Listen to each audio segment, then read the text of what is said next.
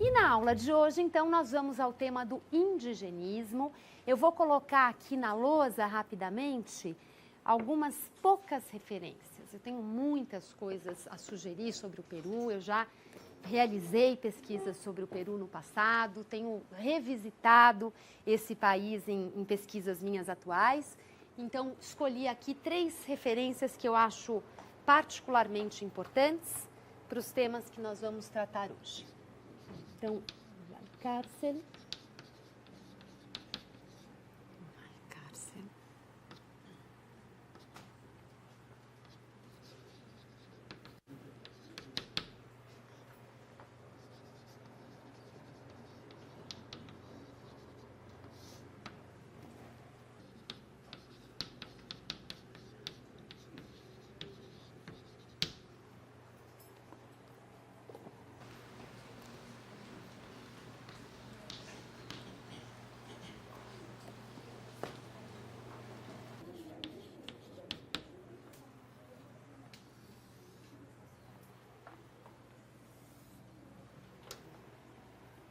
Então, boa parte da bibliografia sobre o Peru existe só em espanhol. Felizmente, recentemente, houve a publicação de uma coletânea de textos do Mariátegui em português. É uma edição muito bem feita, com introdução do Michel Lévy. Ele também foi responsável pela seleção dos textos. Então, é interessante porque, de fato, não apenas esses textos são representativos da trajetória intelectual do Mariátegui, como também o fato deles estarem em português e os recortes feitos realmente facilitam a familiarização com a obra desse autor, tá? Então fica essa sugestão. E nós vamos então ao nosso tema, né? O tema do indigenismo, que é um tema tão rico, tão interessante, do início do século XX, em países onde a população indígena era numerosa. Nós, de alguma maneira, já falamos do indigenismo na aula passada ao tratarmos do México, porque também o México, depois da Revolução, se vê obrigado a enfrentar essa dimensão do México profundo, do México indígena, do México mestiço, e esse olhar que se volta para o México profundo passa por políticas educacionais, passa por políticas culturais que incorporam o índio às representações da nação, passam também por pesquisas arqueológicas que valorizam o legado indígena do México pré-hispânico e também do México colonial, mas sobretudo do período pré-hispânico.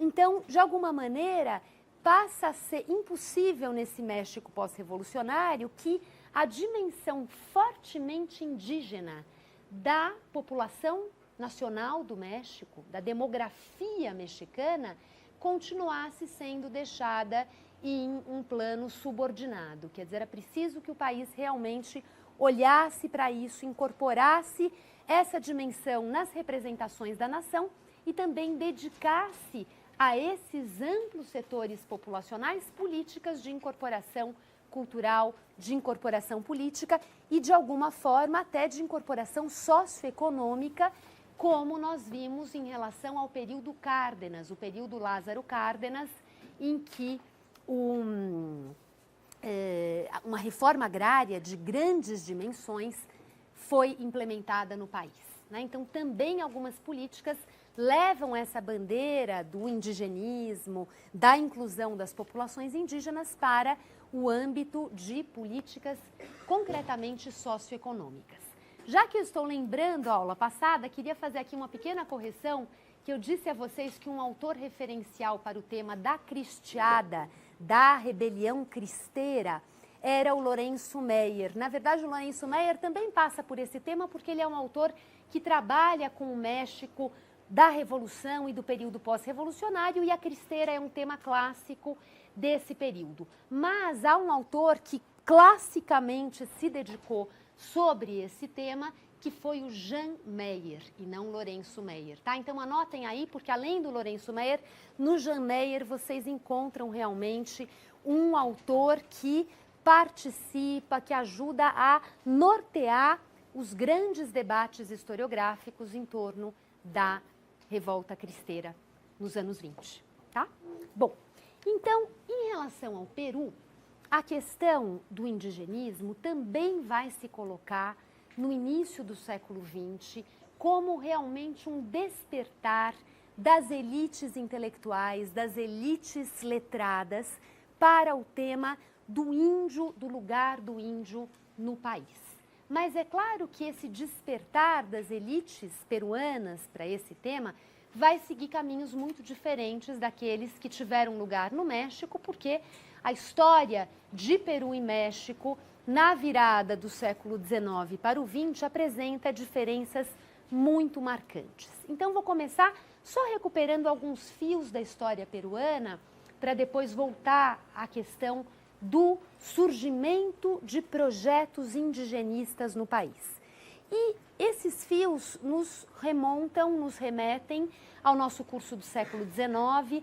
Nós lá tratamos sobre a dificuldade do Estado peruano para realmente levar adiante um projeto modernizador. No curso sobre o século XIX, nós vimos como o tema da modernização foi sempre muito permeado por idas e vindas no Peru, que por isso mesmo as comunidades camponesas tiveram condições de seguir vivendo como viviam, de uma forma parecida com o período colonial ao longo do século XIX, especialmente em algumas regiões dos Andes, em algumas regiões da Sierra. Essas continuidades no mundo indígena, camponês, no mundo dos pueblos, foram muito fortes na passagem do período colonial para o século XIX.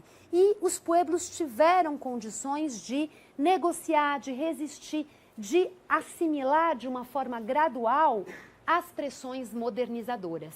Isso não aconteceu nas regiões em que uma economia claramente voltada para o mercado externo, para a exportação, ganhou força. Por exemplo, no sul dos Andes, com a produção de lã para o mercado externo, a criação de ovelhas para a exportação de lã, e essa expansão dos rebanhos de ovelhas se deu às custas de terras camponesas que foram sendo engolidas pelas grandes fazendas, e em regiões da Sierra Central, quer dizer, da região central dos Andes, esse avanço dos grandes investidores, fazendeiros, proprietários de minas, se deu principalmente mais no final do século XIX, na virada do século XIX para o XX, com a chegada, por exemplo, da Cerro de Pasco Corporation. Lembram desse nome? A Cerro de Pasco, que chegou e se instalou na região de Cerro de Pasco e chegou com uma força extraordinária para explorar os minérios da região, sem nenhum tipo de controle, de supervisão do Estado que inibisse os abusos na exploração da mão de obra, que inibisse a expoliação de terras dos pueblos indígenas do entorno, não. Essa empresa foi realmente passando por cima desses pueblos como um trator e submetendo aquela mão de obra antes ainda voltada a uma economia de autossubsistência, a uma economia de trabalho, de cultivo da própria terra e que foi sendo transformada numa mão de obra assalariada em relações de trabalho completamente arbitrárias e violentas.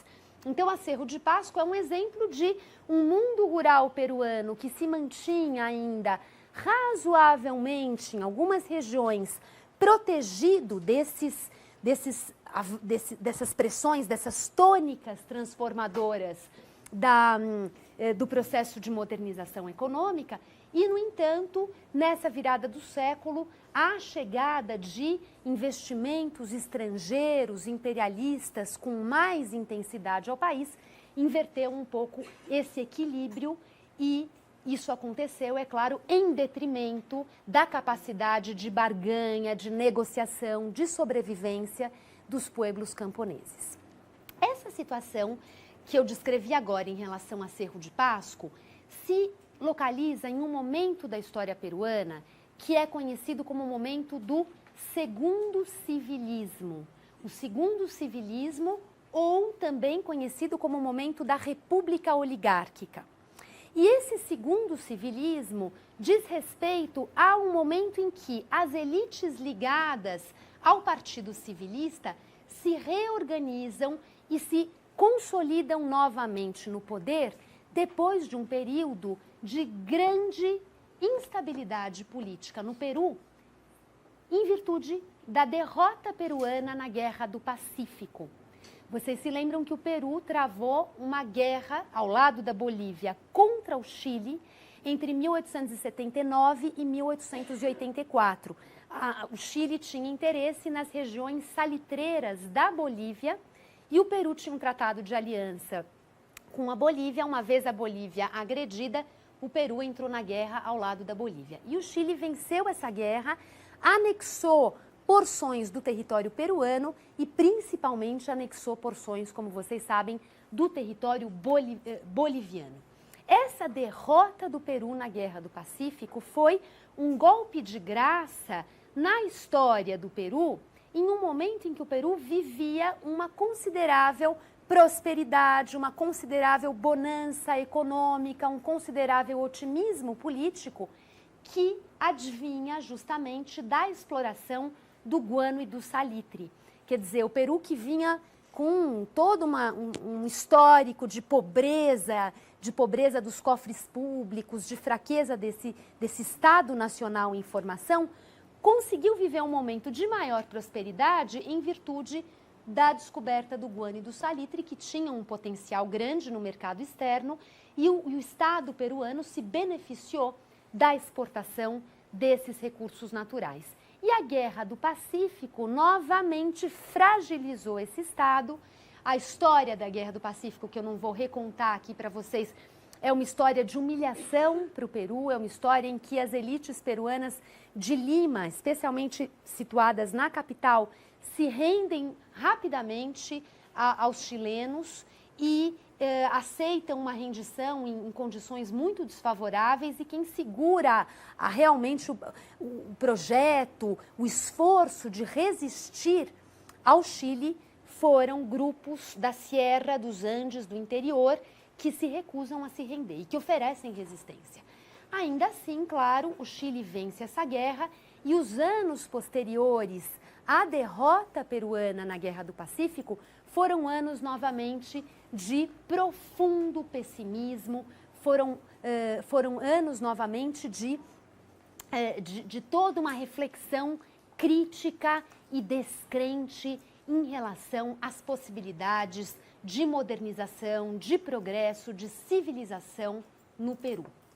E essa conjuntura de desânimo, de descrença, de novamente uma fragilização do Estado Nacional, vive uma certa trégua, um certo interregno na virada do século XIX para o XX, quando as elites civilistas conseguem se reorganizar e conseguem se estabelecer novamente no poder, à frente da presidência da República.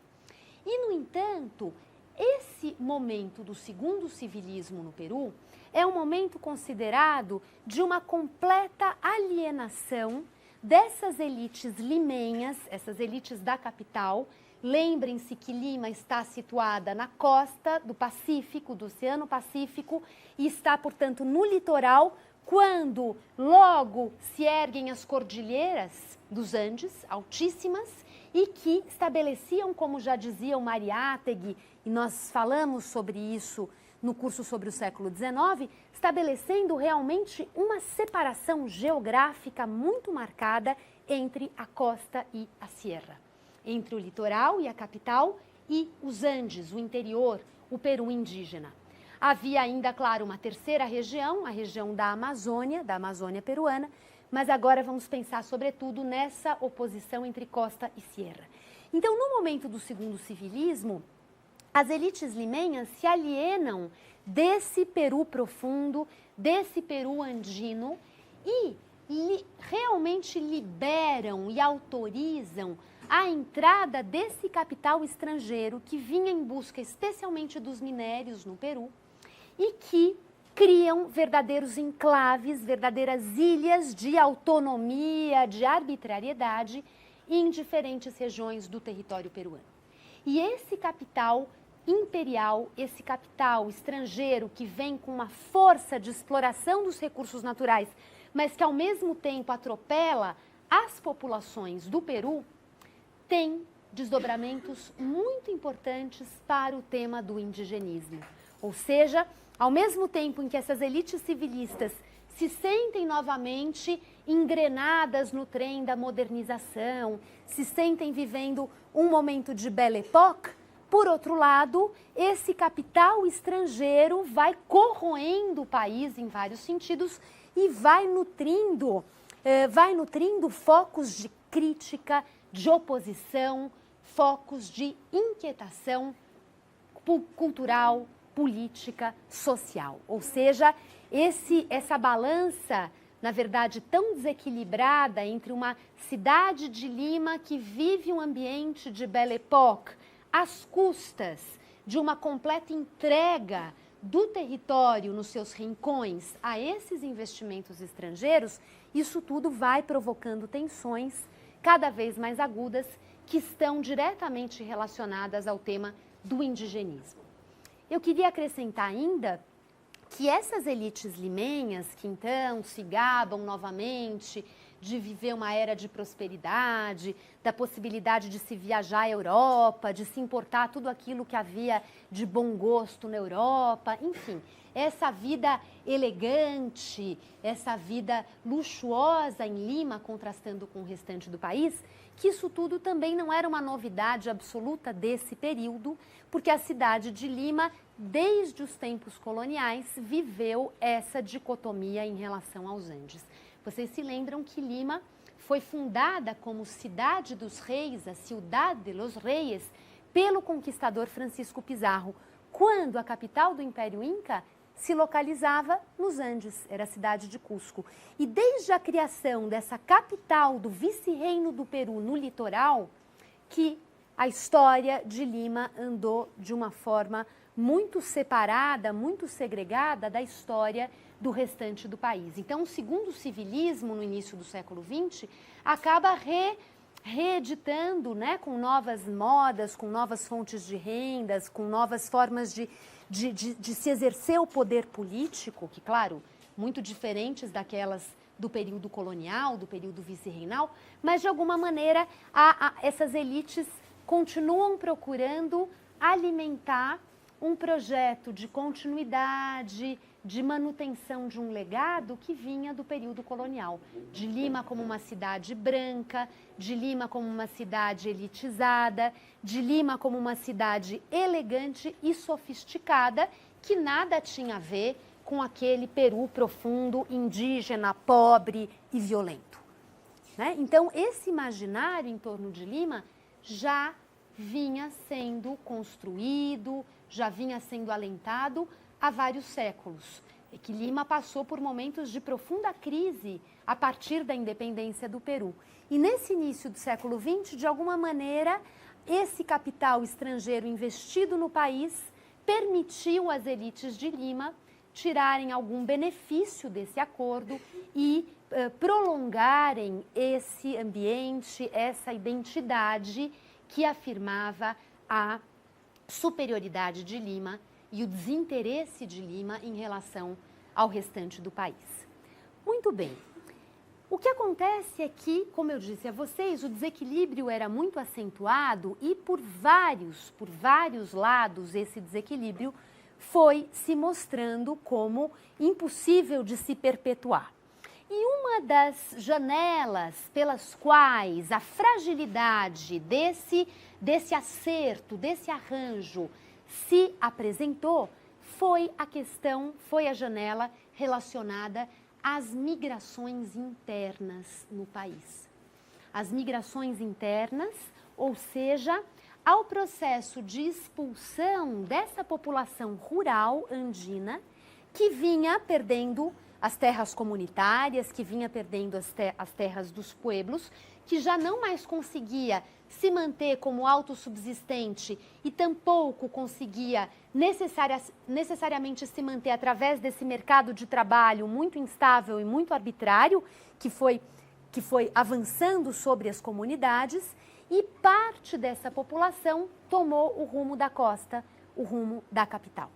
E a cidade de Lima viveu um crescimento demográfico muito acentuado na virada do século XIX para o XX. Eu vou aqui dar alguns dados para vocês, depois eu também passo a fonte para quem se interessar por esses números de demografia histórica, que são sintomáticos dessas transformações em curso. Então, para vocês terem uma ideia, Lima, em princípios do século XVIII, ou seja, às vésperas da independência do país, tinha cerca de 60 mil habitantes. No ano de 1890, então já perto dessa época que nós estamos aqui analisando, a cidade tinha quase 115 mil habitantes.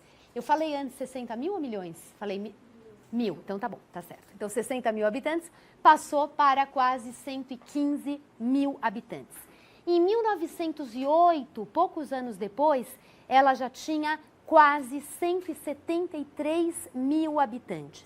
Desses 173 mil habitantes, 58% era uma parcela composta por habitantes não nascidos em Lima, não originários da capital. 10% dessa parcela era integrada por estrangeiros que haviam imigrado para o Peru e o restante composta por migrantes internos, ou seja, por uma população camponesa, indígena, mestiça que migrava do campo para a cidade. E esse processo migratório foi se acentuando, foi se intensificando nos anos que se seguiram. Em 1920, a capital já contava com quase 224 mil habitantes e os números, as cifras vão crescendo em uma realmente progressão geométrica, né? Um crescimento muito acelerado e em desequilíbrio não apenas com o campo, mas um desequilíbrio em relação a outras cidades do país. Lima crescia muito mais rapidamente do que outras cidades do país. Em 1931, para dar uma última cifra aqui a vocês, a cidade já contava com 376 mil habitantes. O que é particular de Lima comparado, por exemplo, a Buenos Aires, que vocês vão estudar na semana que vem, é a forte presença desses migrantes internos. Em Buenos Aires, essa revolução demográfica deveu muito à chegada de imigrantes europeus. E em Lima, essa presença indígena realmente salta aos olhos a partir de princípios do século XX, e a presença indígena provoca essas elites limenhas no sentido de essa nova população, esses recém-chegados, destoarem de todo o imaginário identitário que as elites projetavam sobre Lima. Então, a cidade de Lima vai deixando de ser assim tão branca, assim tão aristocrática, para abrigar nas suas ruas, nas suas vias públicas, uma população que tinha outras feições, que tinha outros hábitos, que aspirava um tipo de incorporação ao mercado de trabalho, um tipo de incorporação cultural, socioeconômica, política, que se chocavam com os projetos das elites limenhas para com essa gente. Então, por um lado, a história do Peru, não apenas desse período, mas, na verdade, a história do Peru de todo o século XX é a história dessas tensões, desses desencontros entre uma elite limenha branca e esse Peru indígena, mestiço e, na verdade, majoritário, né? O peso demográfico dessa população realmente era extraordinário e essa tentativa de ignorar, de fazer vista grossa, de disciplinarizar, de higienizar, de subordinar, de reprimir, ou seja, essa negativa que os migrantes internos encontram em Lima por parte dos seus habitantes tradicionais para que fossem acolhidos não apenas em termos do mercado de trabalho, mas também em termos do imaginário da cidade, né? Aquilo que a cidade desejava ser. E, por outro lado, cada vez mais era impossível ao Peru continuar ignorando essa dimensão de um Peru profundo que já não era assim tão apartado, tão remoto, tão longínquo dos olhos das elites limenhas. E o tema do indigenismo, assim como o tema dos projetos reformistas, dos projetos revolucionários que emergem no Peru de princípios do século XX, estão relacionados a isso. Na verdade, eu aqui chamei muito a atenção para as mudanças na paisagem de Lima no início do século XX, mas essa crise, essas vozes dissonantes já ganham força desde o final do século XIX, especialmente após a derrota peruana na Guerra do Pacífico. Eu vou falar um pouco sobre o indigenismo e depois eu vou falar um pouco sobre esses outros projetos políticos e sociais que passam pelo indigenismo, mas que não se limitam à questão do indigenismo, que acabam extrapolando em termos de projeto de nação, em termos de projeto político para a nação, a questão especificamente do lugar do índio, das projeções sobre o índio, do problema do índio na formação nacional.